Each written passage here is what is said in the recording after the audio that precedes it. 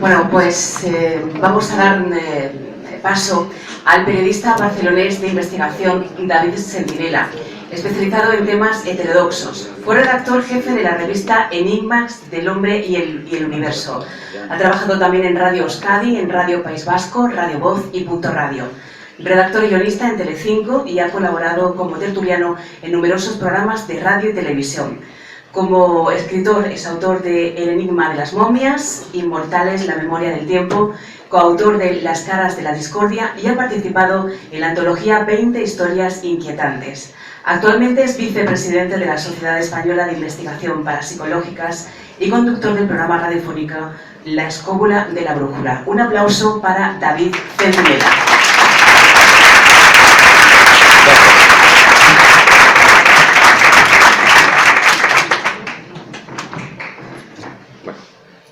Buenos días, buenas tardes, buenas noches ya. Está siendo una tarde intensa, ¿eh? Aquí dentro y fuera, porque no sé ni si se va a hacer la ruta o no con la que está cayendo. Bueno, pues evidentemente yo no soy Santiago Vázquez.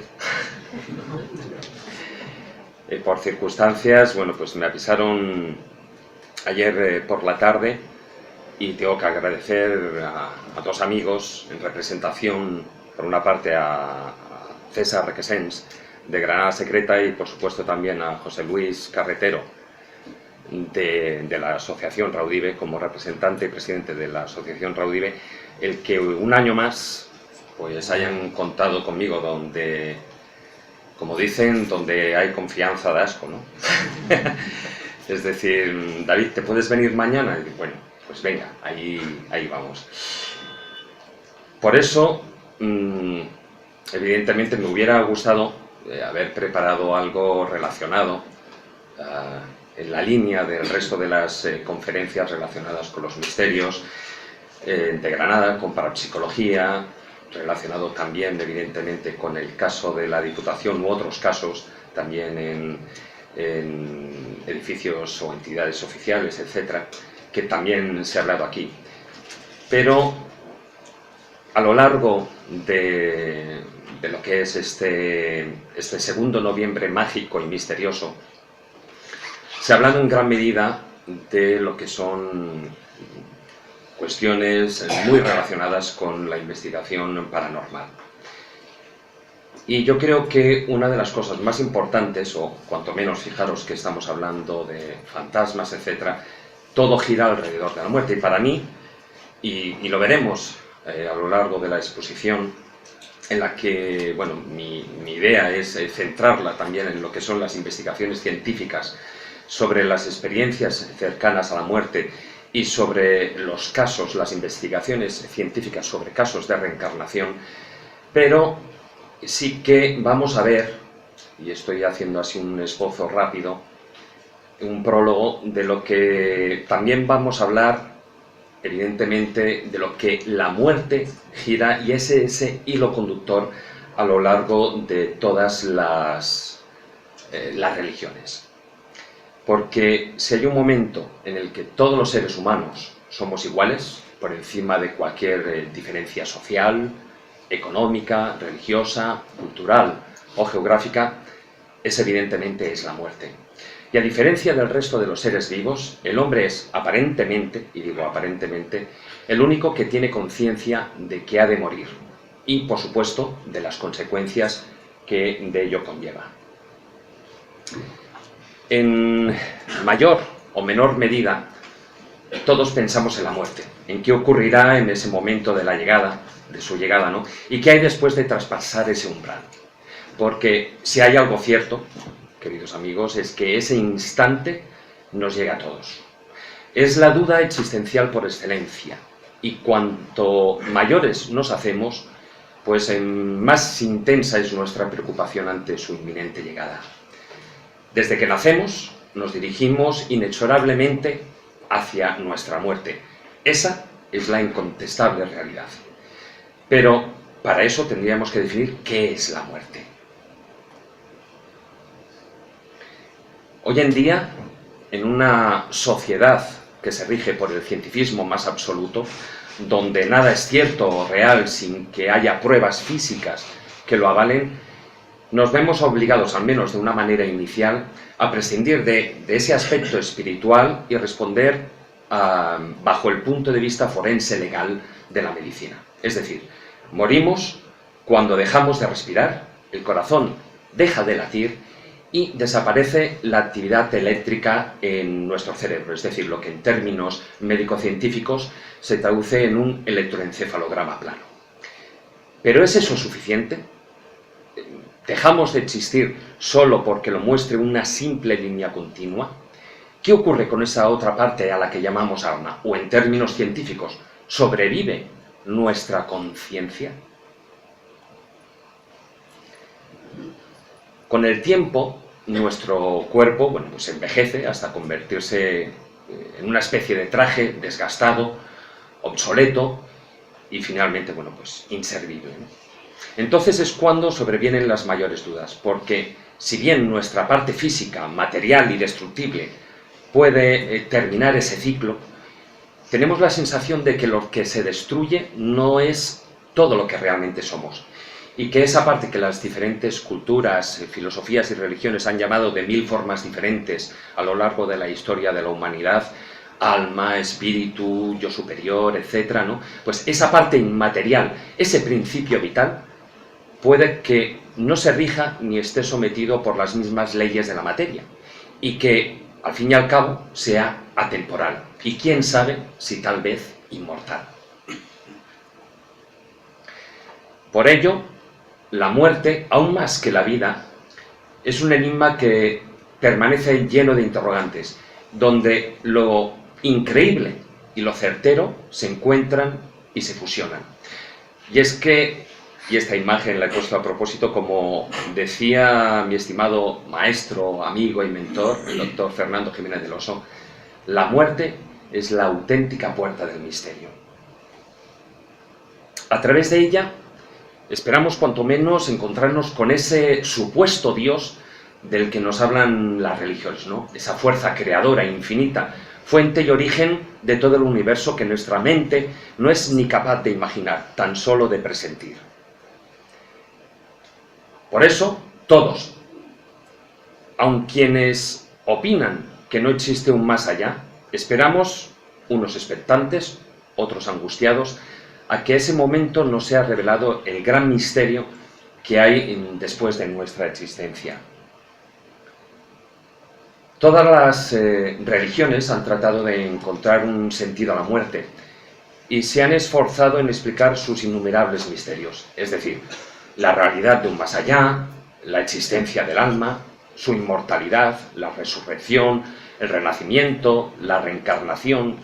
Sin embargo, esa misma realidad, que es la muerte, se vive de manera muy diferente dependiendo de la cultura y de la religión que haya en cada lugar geográfico y en cada sociedad.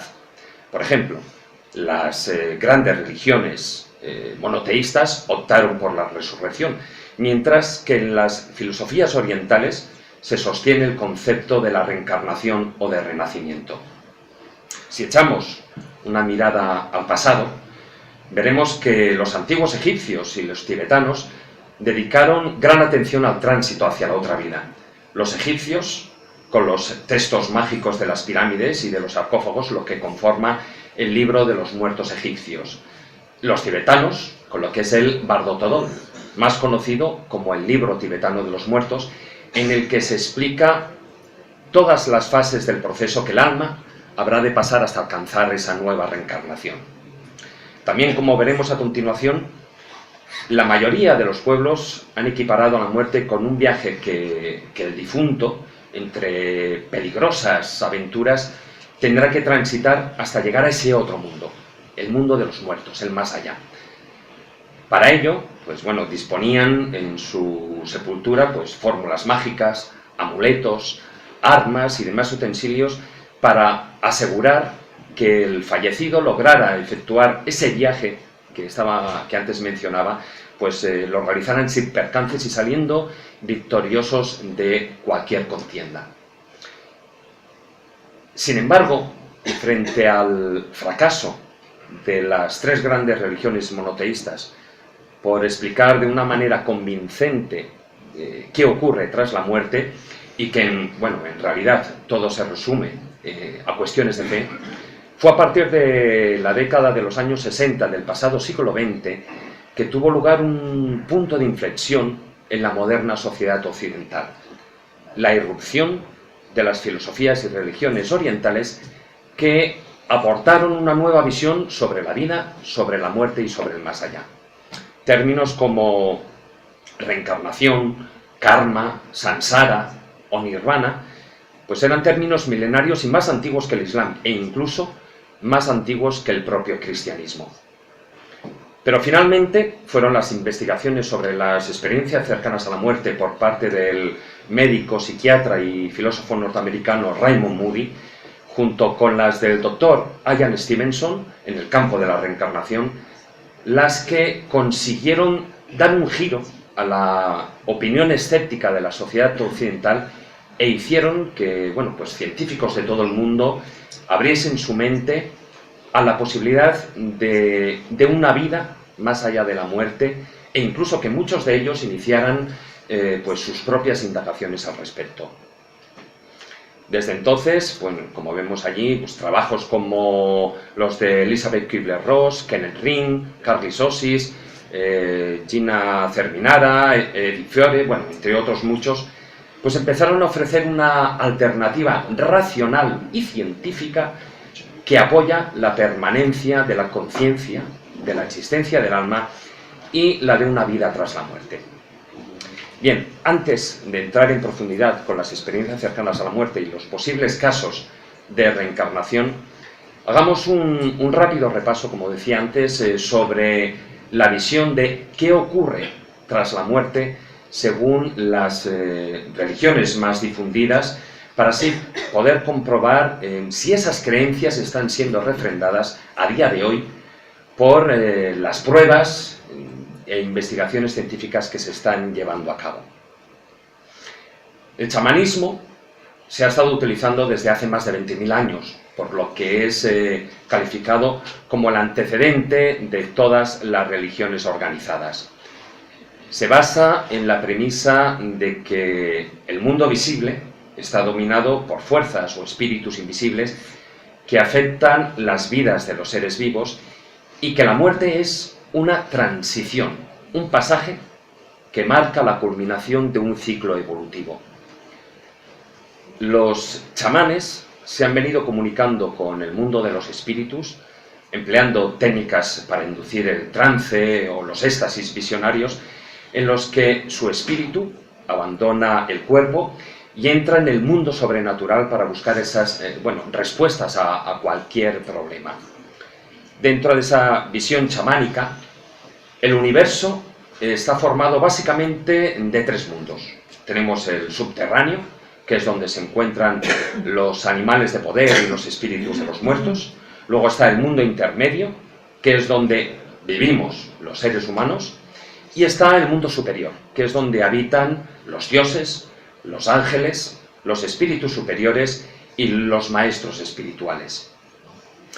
Si nos vamos a Oriente Próximo, nos encontramos con la religión sumeria, en la que se creía que la humanidad está totalmente a merced de los dioses.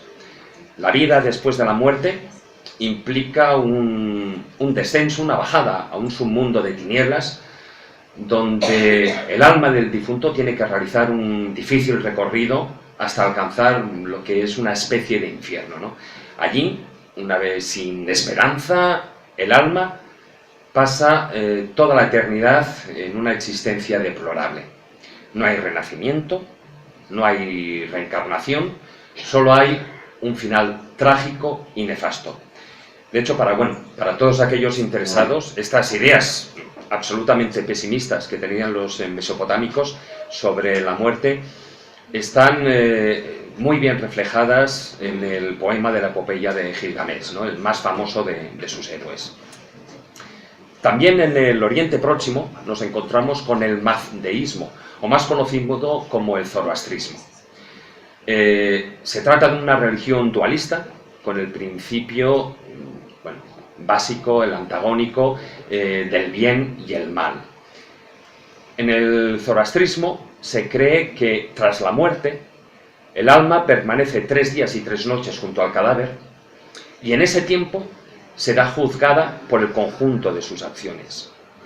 Si el resultado del juicio es negativo, el difunto caerá en una especie en un horrible abismo infernal. Pero al final de los tiempos aseguran que habrá una especie de apocalipsis en el que resucitarán a los muertos. Los hombres serán inmortales y tras la última de las batallas entre el bien y el mal, por supuesto vencerá el bien, dando paso a lo que ellos consideraban que era lo eterno. Pero ahora vayamos al lejano oriente. Para entender las grandes filosofías y religiones orientales que surgen en la India, tales como el brahmanismo, el jainismo, el hinduismo, el budismo, es necesario entender unos conceptos fundamentales que antes mencionaba: reencarnación, renacimiento, karma, samsara y nirvana. Si bien existen notorias diferencias de criterios entre todas estas filosofías y religiones orientales que las caracterizan de manera distinta, en líneas generales se considera que toda persona debe pasar por varias vidas en un proceso de nacimiento, muerte y nuevo nacimiento, lo que es el renacimiento, ¿no? Hasta que consiga romper ese ciclo que llaman samsara y alcanzar lo que también denominan el nirvana, que es muy diferente del concepto cristiano del cielo. El nirvana en realidad es un acto de liberación donde desaparecen los deseos, el sufrimiento y, algo muy importante, la conciencia individual. Por lo tanto, la muerte significa la liberación del alma de su envoltorio terrenal y como tal, por ejemplo, los hindúes preparan la purificación de sus cuerpos ya muertos, inertes, a través del fuego, como vemos en las famosas cremaciones tanto de Benares o en Haridwar, en ambas localidades en la India, y lo que consiguen es la purificación de sus almas con el agua sagrada del río Ganges. Sin embargo, existen 3 casos en los que no se practica la cremación. Por una parte tenemos los leprosos, cuyo sufrimiento en vida ya les libera de esa última purificación; los sadhus o santones, que por haber dedicado toda su vida a la realización espiritual ya, digamos, estarían purificados; y, en tercer lugar, los niños, que por ser almas puras, son arrojados directamente al río y no necesitan de una incineración. Un dato curioso es que podemos ver un gran paralelismo entre lo que son los bardos del Bardo Todol, del libro tibetano de los muertos, con las experiencias cercanas a la muerte. En ambos casos se habla o aparece la experiencia del túnel, la de la luz blanca y brillante que lo abraza todo, la experiencia de ver el propio cuerpo y el contacto también con esos seres difuntos. También existe ese momento, digamos, revisionista de la vida, de la propia vida, y la toma de conciencia de las cosas que verdaderamente son importantes de la vida, que comportan en definitiva un despertar espiritual. Ojo, digo espiritual, que no religioso.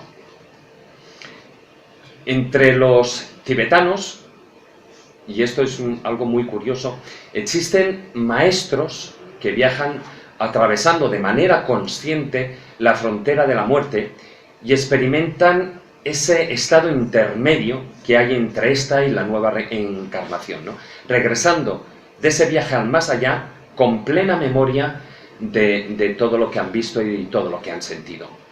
Para los tibetanos, estos viajes son normales, ¿no? Y entonces ya aceptan los informes de todas las narraciones de estas experiencias de estos psiconautas, pues del mismo modo como nosotros podemos aceptar dentro de lo que es el mundo científico los comentarios de los astronautas de los viajes al espacio, ¿no? Y seguimos esta ruta rápida, porque si nos vamos un poco más al este, en la sociedad japonesa, una sociedad eminentemente supersticiosa, tenemos el sintoísmo, que es una mezcolanza de creencias y ritos ancestrales centrados en lo que sería un animismo, donde veneran pues a los antepasados, a las fuerzas de la naturaleza y a los seres sobrenaturales. Si repasamos las religiones monoteístas, las tres grandes religiones del libro, la más antigua evidentemente es el judaísmo, pero el judaísmo no solo es una religión, es también una tradición y una cultura. La muerte en el judaísmo se concibe como la separación del alma y del cuerpo, no ya como una consecuencia del pecado original, sino como el fin natural de la vida y el paso de este mundo al mundo futuro. Para el judaísmo, este es un mundo de apariencias, un lugar de tránsito para el entrenamiento y el aprendizaje. Si bien el concepto del más allá es un tanto impreciso dentro de lo que es el judaísmo, sí que reconocen la inmortalidad del alma a través de la resurrección, e incluso existen algunas corrientes judías que creen en la reencarnación de las almas.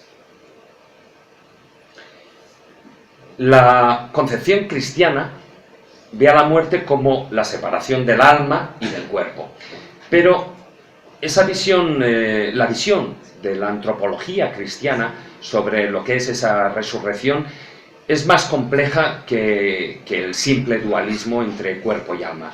Según algunos padres de la Iglesia, se puede distinguir esquemáticamente tres elementos para comprender la naturaleza del hombre. Está el cuerpo, el alma y el espíritu.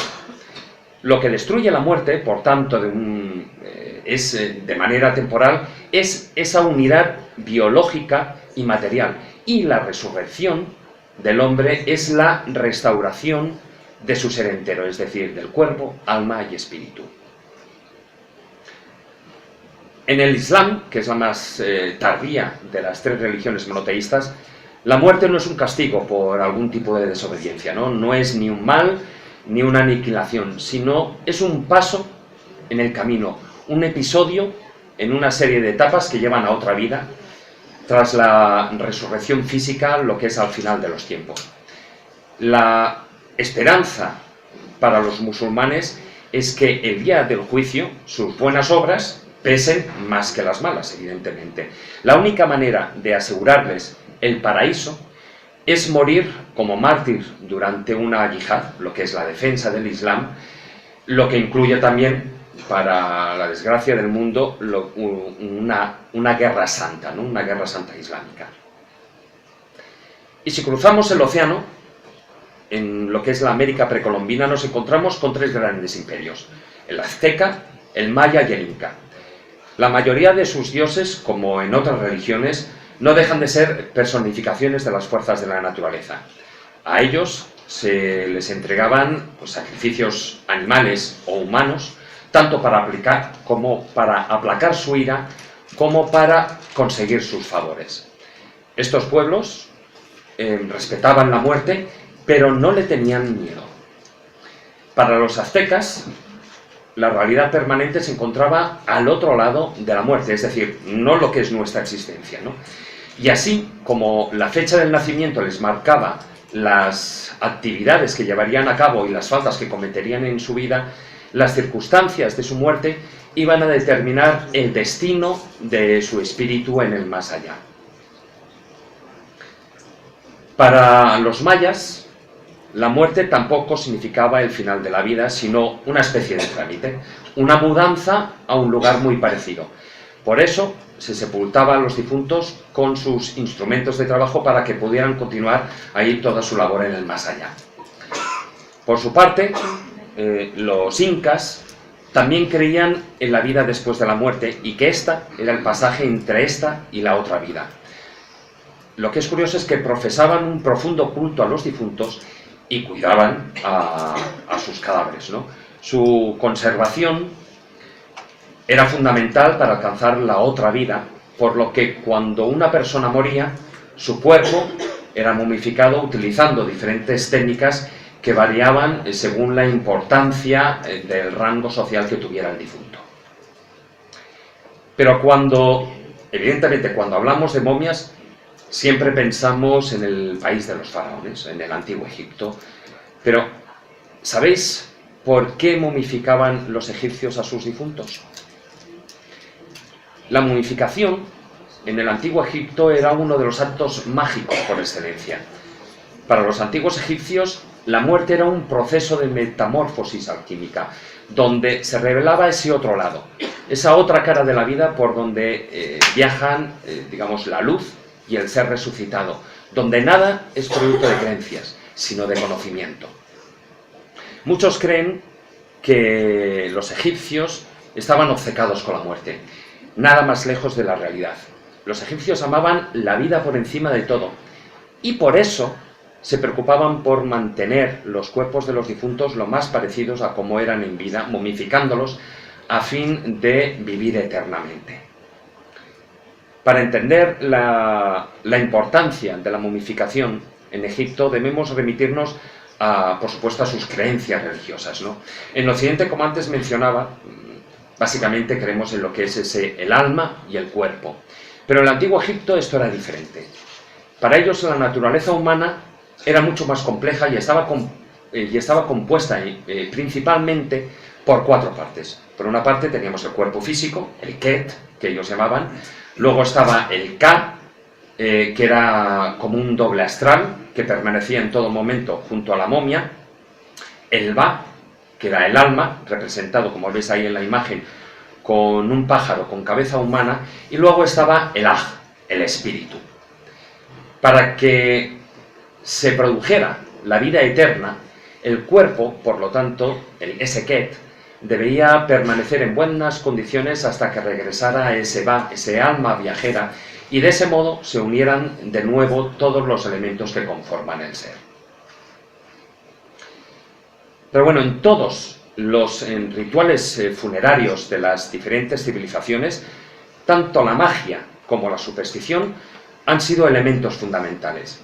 Aún es más, consideraban que si los ritos no estaban perfectamente realizados, los resultados podían ser catastróficos, ¿no? El alma permanecería apegada a la tierra e incluso podía no ser reconocida ni aceptada por sus antepasados, por lo que vagaría eternamente entre el mundo de los vivos. Tanto en Roma como en Grecia, el entierro de los muertos de hecho era un deber sagrado.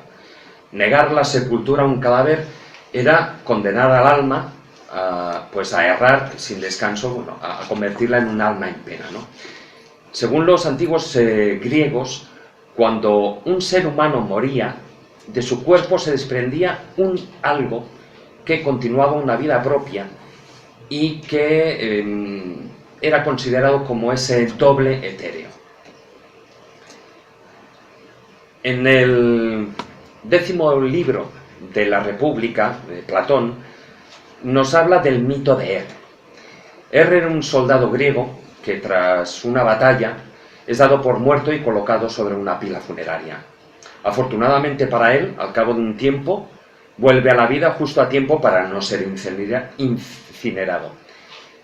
Y entonces empieza a describir con gran detalle lo que es su viaje al más allá. Su alma se separa del cuerpo y se une a otros espíritus que se van desplazando a través de túneles. Estas almas van siendo juzgadas por entidades divinas según sus actos cometidos en la vida terrenal, pero él, sin embargo, no es juzgado, ya que estos seres luminosos le dicen que debe regresar para informar a los hombres acerca de ese otro mundo. En ese momento, cuando le dicen eso, vuelve a la vida y al verse en la pira funeraria, pues junto al resto de los cadáveres, es cuando se da cuenta que lo habían dado por muerto, ¿no? En fin, no voy a extenderme mucho más con este tema, solo deciros, como habéis podido ver en esta descripción rápida del mito de y en lo que os he estado contando de las religiones, que es posible encontrar referencias a lo que son las experiencias extracorpóreas o las experiencias cercanas a la muerte en los textos sagrados de casi todas las religiones. A lo largo de la historia, muchas personas han afirmado haberse encontrado flotando en el aire mientras observaban desde un punto exterior su propio cuerpo y todo lo que ocurría a su alrededor. Por ello, universidades de todo el mundo se han interesado en estudiar esa posible realidad de las experiencias extracorpóreas. Una de ellas es la Facultad de Medicina de la Universidad de Virginia, que realizó unas investigaciones cuyos resultados son claramente significativos. En los resultados se estima que entre la población adulta, el 14% de las personas reconocen haber tenido una experiencia extracorpórea, mientras que en el ámbito estudiantil contestaron afirmativamente un 25%. Del total de todas las personas que habían tenido una experiencia de este tipo, un 34% afirma haber estado fuera de su cuerpo físico al menos en 8 ocasiones. Bueno, muchos coinciden en afirmar que ese segundo cuerpo es una réplica exacta, aunque transparente, de lo que es el cuerpo físico. Otros lo comparan con una niebla o con una nube blanca de una forma esférica u ovoide y poseedora de una especie de campo magnético o eléctrico, ¿no? En todo caso, todos los testimonios están de acuerdo en afirmar que esa forma extracorporal posee una luz propia y que está unida al cuerpo físico mediante una especie de cordón luminoso que es extremadamente flexible.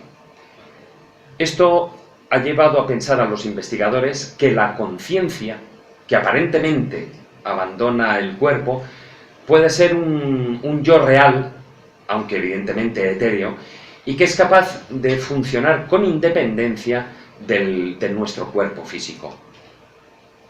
Dentro de las experiencias extracorpóreas, cabe establecer una clasificación elemental dependiendo de la manera en que se producen. Por una parte tenemos las voluntarias y conscientes, es decir, hay gente que mediante ciertas técnicas es capaz de desdoblarse voluntariamente realizando lo que conocemos popularmente como un viaje astral. Luego tenemos las involuntarias, aunque conscientes, dentro de las cuales podemos incluir esos primeros estadios de lo que es una experiencia cercana a la muerte, de las que a continuación hablaremos. Y luego están las inconscientes y por ende, involuntarias, es decir, que son las que se producen pues, mientras dormimos y que a menudo pues, interpretamos como sueños muy vívidos. En las investigaciones realizadas sobre el abandono del cuerpo físico de manera consciente, se ha conseguido elaborar unos patrones generales de todas esas sensaciones vividas. Por una parte tenemos, antes de que se produzca el desdoblamiento, sienten una desosegada sensación de parálisis y rigidez. Hay quienes aseguran escuchar un pitido o un chasquido acompañado de una sensación de cosquilleo. Luego, al salir del cuerpo, es frecuente tener un sentimiento de confusión acompañado de una total oscuridad, como si se estuviera viajando por un largo túnel. A continuación, se toma conciencia de ese desdoblamiento cuando se observa, como hemos hablado ya antes, desde un punto exterior al propio cuerpo, generalmente es desde arriba, desde una posición desde arriba. Algunos aseguran haber contado con la ayuda y protección de otra entidad incorpórea. También es curioso, pero todos resaltan la sensación agradable de flotar en el espacio, libres de vínculos, libres de ataduras y de las limitaciones propias de nuestro estado material. Y otro aspecto a tener en cuenta es la duración de la experiencia extracorpórea. Puede durar entre unos pocos minutos y unas horas, pero siempre el viajero describe vivencias que requieren mucho más tiempo que el medido durante lo que es el experimento. Pero además, las experiencias extracorpóreas han sido vividas también por personas, como decía antes, que han experimentado lo que son las llamadas experiencias cercanas a la muerte. Aparentemente se trata de fenómenos distintos, pero los testimonios de dichas experiencias nos cuentan que ese proceso inicial es idéntico en ambos casos. Hasta el siglo XIX, la responsabilidad por determinar la muerte de una persona recaía prácticamente en la propia familia y en el sacerdote, que es el que ofrecía el sacramento de la extremaunción. Es a partir de entonces, a partir del siglo XIX, que dicha competencia pasa a formar parte exclusivamente de la labor de los médicos, surgiendo lo que entendemos el término de muerte clínica. Sin embargo, desde el punto de vista médico, lejos de ser un momento puntual, la muerte es todo un proceso que era necesario determinar de una manera, por supuesto, más precisa, ¿no? Por ello, un comité de expertos de la Facultad de Medicina de Harvard elaboró y publicó en 1968 un documento conocido como Informe Harvard, en el que se propuso un nuevo criterio de muerte clínica fundamentado en evidentemente, en los conocimientos científicos más recientes basados en lo que es la muerte cerebral, criterio que es el que se ha venido siguiendo hasta la actualidad, ¿no? En él, para considerar que una persona ha fallecido, aparecen los siguientes requisitos: la falta de receptibilidad y respuesta a estímulos externos, si se separa a la persona del respirador durante 3 minutos, la ausencia total de movimientos o respiraciones, la ausencia total de reflejos y el silencio bioeléctrico del cerebro, es decir, lo que es un electroencefalograma plano. Sin embargo, como dije al principio, el trabajo desarrollado durante años por el doctor Raymond Moody y publicado en 1975 con el título Life After Life, Vida después de la vida, iba a suponer un punto de inflexión, una prueba de fuego para los criterios de muerte clínica y muerte cerebral a la hora de determinar el momento de la muerte. El doctor Moody había observado que algunos pacientes que habían estado en el umbral de la muerte o que incluso se les había diagnosticado muerte clínica a causa de una parada cardíaca en una intervención quirúrgica o en un accidente, relataban haber visto y oído todo lo que acontecía durante ese tiempo, dando increíbles detalles de todo lo sucedido y narrando incluso las conversaciones que habían mantenido el equipo médico en el mismo quirófano. Con el tiempo se ha establecido los elementos comunes de lo que podríamos llamar una experiencia tipo, si bien no todas las personas pasan por los mismos estados. A modo de decálogo, como decía, el modelo es el siguiente. En primer lugar, el sujeto tiene una experiencia extracorpórea, en la que es capaz de ver a su propio cuerpo a cierta distancia.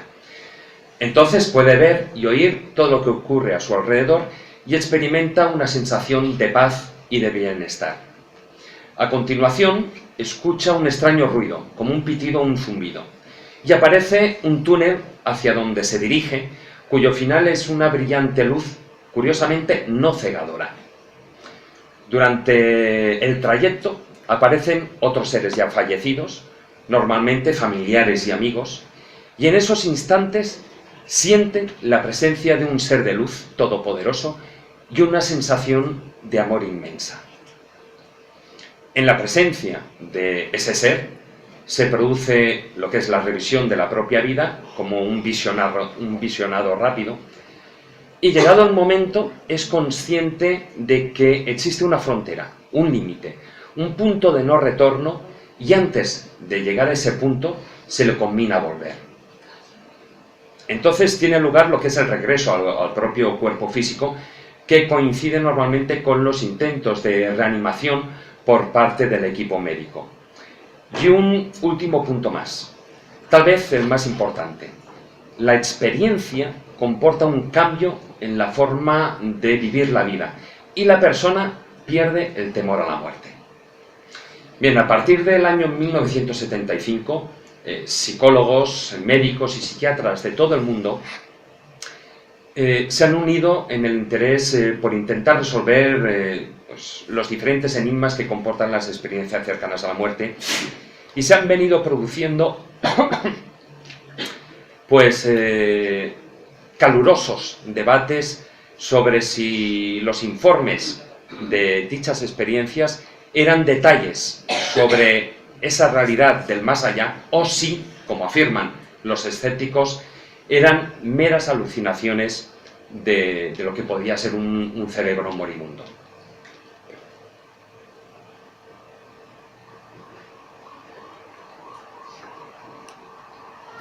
Pero, además, perdón, con todo ello también se ha reabierto la polémica sobre lo que es el establecimiento del momento de la muerte y la relación entre conciencia y cerebro, ya que si, como algunos afirman, que la conciencia es producto del cerebro, ¿cómo es posible que los pacientes que han vivido una experiencia cercana a la muerte perciban cosas de su alrededor cuando están clínicamente muertos? ¿Dónde se guardan entonces los recuerdos de esas experiencias si hay evidencias científicas de lo que podríamos llamar una carencia de actividad cerebral? Bueno, existen miles de casos al respecto repartidos entre todas las edades y en todo el mundo, pero yo destacaría 3 áreas de estudio que considero sumamente interesantes. Por una parte, la de los invidentes de nacimiento. Uno de los testimonios más sorprendentes fue investigado por los doctores Kenneth Green y Sharon Cooper. Se trata del caso de Vicky Noratuk. Vicky era ciega de nacimiento y acababa de sufrir un accidente de automóvil. De pronto, ella se vio flotando fuera de su cuerpo y entonces pudo ver por primera vez cosas de su vida y describir con exactitud todo lo que le rodeaba, a pesar de que, por ser invidente de nacimiento, su nervio óptico estaba destrozado y sus sueños no eran visuales. Posteriormente, las observaciones que hizo Vicky fueron verificadas al compararlas con lo que vieron los testigos presentes durante todo lo que fue el accidente y todo el intento de resurrección, ¿no? Obviamente la pregunta es, si eran simples alucinaciones, ¿cómo es posible que éstas fueran exactas? Otra de las más interesantes áreas de estudio dentro de lo que son las experiencias cercanas a la muerte es, sin lugar a dudas, las vividas por niños. Sobre todo porque a menudo los niños, se trata de niños demasiado pequeños, demasiado jóvenes, como para comprender el concepto de muerte. Sus experiencias suelen ser recordadas en el transcurso de los juegos, cuando de repente, pues para sorpresa de los padres, comienzan a hablar del día en que murieron. Incluso en muchos casos, la sorpresa de los padres evidentemente es mayúscula, ya que de una manera premeditada habían omitido hacer cualquier referencia a que los niños habían estado en un momento de su vida clínicamente muertos. Aún así, y en líneas generales, las experiencias cercanas a la muerte en niños, que han sido estudiadas ampliamente por el doctor Melville Morse, parecen seguir las mismas pautas que las vividas y recordadas por los adultos, aunque sí que hay pequeñas salvedades, pequeñas diferencias y también, por otra parte, lógicas, ¿no? Tenemos un diferente vocabulario a la hora de describir las experiencias y luego que en un alto porcentaje el trance vivido va siendo olvidado a medida que los niños van creciendo. Y una tercera área de estudio es la de las operaciones programadas. El caso más increíble es el caso de la cantante y compositora Pam Reynolds. Bueno, ella, a causa de un grave aneurisma cerebral en la base del cerebro, tuvo que ser intervenida quirúrgicamente con lo que es una circulación sanguínea extracorpórea, en lo que evidentemente era una operación programada. En el transcurso de la operación, su cuerpo, al extraerle la sangre, quedó a una temperatura de 14,5 grados. Tanto su corazón como su cerebro dejaron de emitir señales vitales. Sin embargo, una vez recuperada, pudo darse detalles de todo lo que había pasado en el quirófano. Dijo haber sido testigo de la operación como si flotase por encima de su cuerpo, y la información que ella dio pudo ser corroborada al 100%. Posiblemente, como digo, se trata del caso más documentado de la historia y que, y esto es importantísimo, refuta la hipótesis de las alucinaciones y que aporta pruebas más concluyentes sobre las experiencias cercanas a la muerte. Pero, más que yo estoy contando, pero mejor que os lo cuente ella.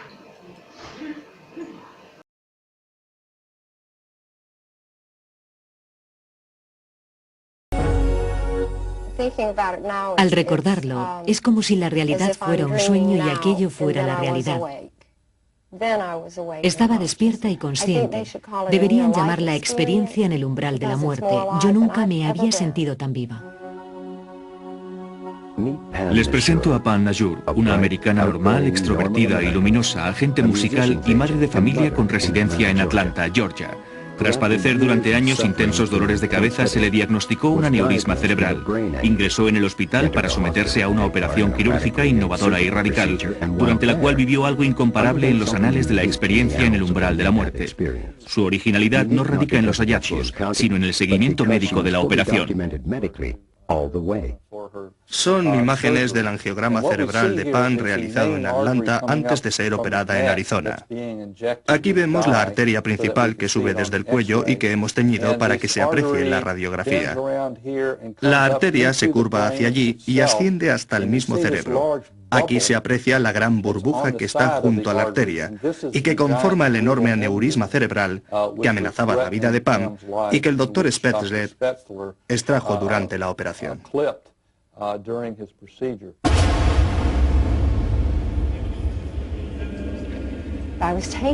Me trasladaron. Recuerdo que estaba helada cuando me trasladaban en camilla. Totalmente congelada. De aquel momento no recuerdo absolutamente nada. ¿Qué recuerdos tiene de la operación? Recuerdo que oí un sonido. Un sonido que era un re en la escala musical. Luego el sonido subió en picado por la escala y salí disparada por la cabeza. Después observé un cuerpo que se encontraba tumbado sobre una camilla. Vi a los cirujanos inclinados sobre el cuerpo. Me di cuenta de que era un cuerpo, mi cuerpo, pero no me relacioné con él. No supe que era el mío, que era yo misma. Suena muy extraño, pero en aquel momento lo sentí así. La operación que se le practicó a Pam consiste en suministrar al paciente anestesia total a través de un tubo endotraqueal. Después se le introduce una cánula en los vasos femorales. Los tubos se conectan ahí, consiguiendo una desviación cardiopulmonar. Luego se enfría su cuerpo hasta una temperatura de 14,5 grados centígrados. En este proceso de enfriamiento, su corazón se detiene, se produce una fibrilación ventricular y luego la parada total. Se le abre la cabeza, descubriendo el aneurisma en la base del cerebro. Entonces se le practica un drenaje que le vacía de sangre la cabeza y su circulación sanguínea se desvía hacia la máquina que se detiene. Su cerebro no tiene sangre y no hay actividad eléctrica. Al estar conectados los cables, el corazón no late, no respira y su temperatura corporal es de 14,5 grados centígrados. Cumple todos los requisitos para decretar su muerte corporal. Sentí como una presencia y me volví a mirarla. Era brillante y resplandeciente. La sentía muy, muy lejos. Yo parecía estar subiendo por el hueco del ascensor y al final estaba esa luz increíble, resplandeciente, preciosa. Jamás había visto una luz así. Parecía estar viva. Parecía respirar.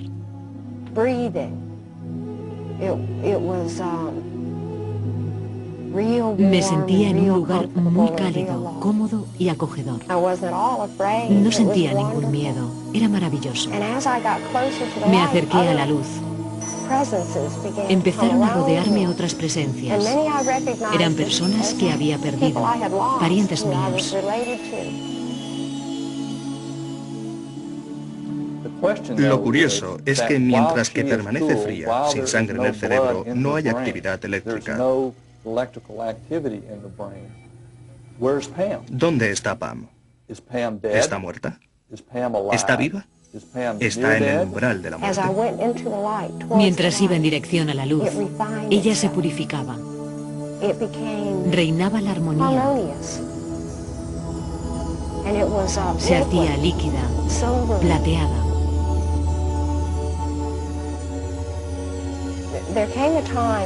Hubo un momento en el que supe que debía volver al túnel.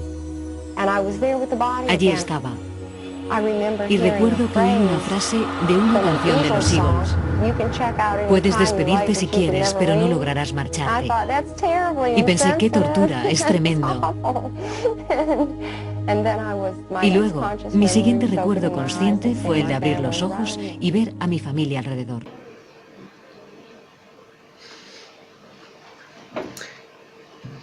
Bueno, pues increíble. En la actualidad existen 3 grandes líneas de investigación científica con sus respectivas hipótesis que intentan dar una respuesta al fenómeno. Tenemos la que apoya que las experiencias cercanas a la muerte son experiencias reales, con unos componentes trascendentales y espirituales, la que considera que son causadas por un estrés psicológico relacionado con la cercanía de la muerte, y la que se produce a causa de algún tipo de desorden químico en el cerebro, lo que derivaría en alucinaciones. Las alucinaciones pueden ser producidas por anoxia, que es la falta de oxígeno en el cerebro, por exceso de endorfinas o de serotonina, que son drogas que libera el cerebro, o por una actividad eléctrica normal. Ahora bien, las hipótesis neurológicas solo llegan a explicar parcialmente y de manera aislada algunos de los puntos del decálogo que yo antes os había mencionado. Ninguna es capaz de explicar con claridad la rotunda lógica de los mismos, es decir, el túnel, el encuentro con antepasados, las conversaciones o los mensajes acerca del pasado o del futuro que recibe la persona. Es decir, no se tratan de simples fenómenos neurológicos que se dan de manera aleatoria, sin orden ni concierto, sino que siguen una compleja pauta llena de contenido y de simbolismos. No obstante, la única verdad hasta la fecha es que todavía desconocemos cómo y por qué se produce una experiencia cercana a la muerte. Ante este enigma, la Universidad de Southampton puso en marcha en octubre del año 2008 el proyecto AWARE, el primer estudio a gran escala sobre las experiencias cercanas a la muerte dentro de lo que es el proyecto Conciencia Humana. Fue dirigido por este señor que veis ahí, el doctor Sam Parnia, y llevado a cabo durante 4 años por un grupo internacional de científicos y de médicos de diversos centros hospitalarios, tanto de Europa como de Norteamérica, que unieron fuerzas para analizar el cerebro, la conciencia y la muerte clínica. Los resultados de este proyecto AWARE, tras ser revisados por un arbitraje científico, fueron publicados en Resuscitation, una de las revistas científicas de medicina más importantes y prestigiosas del mundo. Más tarde, Sam Parnia, el doctor, publicó un libro con el análisis del estudio junto a sus impresiones personales. El proyecto demostró que la conciencia lúcida se mantiene cuando el cerebro deja de funcionar. Las experiencias cercanas a la muerte analizadas indican que los individuos, las personas, vieron objetos y sucesos reales que no pudieron ser vistos a través de los ojos. algo que, bueno, pues que no puede explicarse con los actuales conocimientos científicos. Pero no solo eso.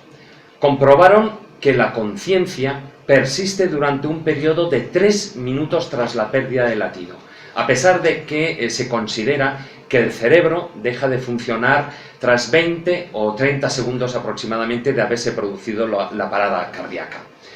Bueno, este dato cuanto menos es increíble, ¿no? Y si los estudios sobre las experiencias cercanas a la muerte son importantes, no menos trascendentales son las investigaciones que a nivel científico se vienen realizando sobre la reencarnación. Con total seguridad, el investigador que inició con más seriedad y rigor científico la posible realidad de la reencarnación ha sido el doctor en medicina y psiquiatría canadiense Ian Stevenson. Stevenson fundó y dirigió la división de parapsicología, la cual después cambió el nombre como División de Estudio de la Personalidad y posteriormente cambió nuevamente el nombre como División de Estudios Perceptuales. Además, Stevenson detentó la Cátedra Carson en el Departamento de Psiquiatría de la Universidad de Virginia. Pues bien, a lo largo de su vida, Stevenson acumuló alrededor de 2.600 casos debidamente documentados, recogidos en todo el mundo, desde la India hasta Nigeria, desde Turquía a Israel o desde Estados Unidos hasta Inglaterra. De esos 2.600 casos, cerca de 400 consideraba que ofrecía total garantía de autenticidad, habiendo llevado a cabo personalmente las entrevistas tanto con los niños teóricamente reencarnados como con los testigos, y habiendo realizado todas las pruebas necesarias. Los niños que aseguraban recordar vidas anteriores sin el empleo de hipnosis, y esto es muy importante, eran capaces de describir con gran detalle casas, paisajes y pueblos, aunque estuvieran lejanos, sin haber estado nunca allí en su corta vida. En algunos casos, estos niños no sabían cuál era el nombre de la localidad, pero sí que ofrecían otros detalles, como si había algún río cercano, alguna montaña o algún emplazamiento que sirviera para que se pudiera localizar el lugar, que en ocasiones, como comentaba, pues estaba a cientos de kilómetros de distancia y al cual evidentemente el niño nunca había estado en su vida presente. En muchas de estas ocasiones el mismo Stevenson había viajado con el niño al lugar y a medida que se acercaban, el niño era capaz de describir con antelación y reconocer pues, lugares por donde iba pasando, y al entrar, por ejemplo, en el pueblo o en la aldea, ubicaba la casa donde él había vivido, en la que había nacido o incluso el lugar donde había fallecido. Una vez allí, en la casa, en el domicilio, reconocía a sus familiares y amigos, incluso refiriéndose a ellos por el nombre o el mote que tuvieran, ¿no? Además, bueno, pues también narraba situaciones y acontecimientos de sus vidas, de esas vidas que ellos decían haber vivido, y hasta describían incluso algún cambio que se hubiera realizado en esa casa desde que ellos habían muerto. Lo más curioso es que los análisis estadísticos realizados en cientos de estos casos aseguran que las afirmaciones y todas esas descripciones realizadas por los niños coinciden en un 90% con la realidad. El doctor Stevenson también pudo verificar cierta relación entre lo que son las marcas de nacimiento de un niño y la persona que, según decía, había sido. En ocasiones, estas marcas estaban situadas en el mismo lugar donde la persona tenía una herida que a la postre, bueno, pues había sido la causa de su muerte. Stevenson, junto a su equipo, examinaron 200 casos en los que hubo pues, acuchillamiento o heridas de bala en esas vidas anteriores, y en sus informes mencionan de esos 200 casos 17 en los que los documentos médicos certifican que las heridas coinciden exactamente con las marcas de nacimiento. Son tan interesantes los resultados de los estudios realizados sobre la reencarnación que el mismo Carl Sagan, el conocido astrónomo, astrobiólogo y astrofísico norteamericano, pues consideraba que merece la pena seguir investigando y no solo que merece la pena, sino que era preciso y necesario seguir con todas estas investigaciones. De hecho, a la muerte de Ian Stevenson, uno de los que tomaron su relevo en todas estas investigaciones fue su discípulo, el psiquiatra Jim Tucker. Para que veáis el fenómeno de que la reencarnación, bueno, pues no ocurre únicamente en los países orientales, entre los casos que Tucker ha venido estudiando, he seleccionado dos, si me da tiempo os contaré los dos casos, que han acontecido en Estados Unidos. El primero es el de James Leininger. Cuando James era un bebé, él solo quería jugar con aviones, pero a la edad de 2 años, pues bueno, los aviones comenzaron a provocarle fuertes y recurrentes pesadillas en los que, bueno, pues el niño gritaba, se despertaba gritando atemorizado. Sus padres, que eran Andrea y Bruce, le despertaban y le preguntaban sobre sus sueños, y él les decía que un avión, en lo que él podía decir en su sueño, un avión en llamas se estrellaba y un hombre no podía salir. En una ocasión, la madre pues le compró un avión de juguete y jugando con el niño le señaló lo que parecía en la parte de abajo del avión, en la parte inferior, una bomba, ¿no? Y el niño le corrigió diciendo que eso no era una bomba, sino que era un depósito de combustible, un depósito externo de combustible. Bueno, lo que sí que es sorprendente es cómo el niño podía saber eso, ¿no? Le preguntó, siguiéndole el juego, le preguntó en qué tipo de avión volaba en sus sueños, y él dijo que era un Corsair, ¿no? Un modelo Corsair. Las pesadillas de James, del niño, con el tiempo, pues fueron a más, fueron a peor, y ya se producían 3 o 4 veces a la semana. Cuando... No sé si me están marcando el tiempo, no, de momento voy bien, vale. A ver, que se me ha ido... ¿Se repetía? Sí, a ver, no es que me he ido a la... ahí está, me he ido a la siguiente diapositiva. Bueno, pues llegó un momento en el que el niño finalmente se animó a hablar y a contar todas esas cosas que él iba recordando, y él reveló pues detalles extraordinarios sobre la vida de un expiloto de combate. El niño decía que su avión había sido alcanzado por los japoneses en Iwo Jima, y que se estrelló que el avión se estrelló, y que también le dijo a su padre el nombre de un barco del que partió, que el nombre del barco era el Natoma, y el nombre de alguien con quien él había volado, que era Jack Larson. Bueno, pues después de algunas investigaciones, el doctor Bruce descubrió que tanto el Natoma como Jack Larson eran reales.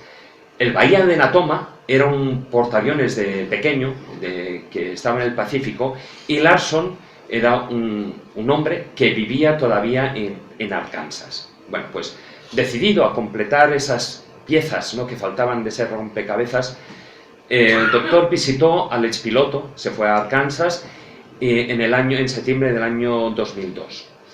Larson dijo que el único piloto derribado en la tripulación del Bahía Natoma fue James Hurston. Su avión, efectivamente, había sido alcanzado por fuego antiaéreo el 3 de marzo de 1945.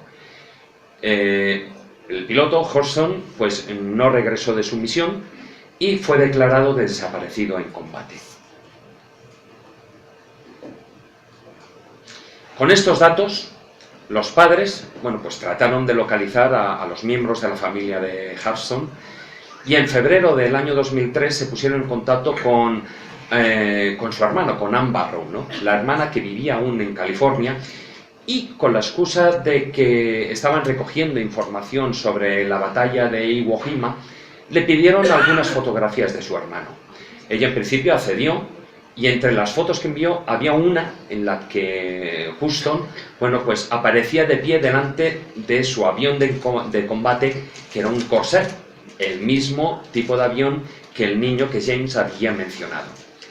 Los padres en un principio no le dijeron nada a la señora Barrow, a la hermana, de toda esta historia hasta 8 meses más tarde, y cuando por fin se lo contaron, en un primer momento ella no quiso saber nada del tema, como que se sorprendió, se asustó, pero al cabo de unos días, bueno, pues se puso en contacto con la familia y les dijo que, bueno, que no tenía más remedio que creer al niño, porque era imposible que el niño supiera todo lo que les había contado, ¿no? Bueno, pues el padre fue descubriendo más información sobre Houston, sobre ese piloto, el piloto que falleció, y puso especial atención en lo que eran los juegos del niño, ¿no?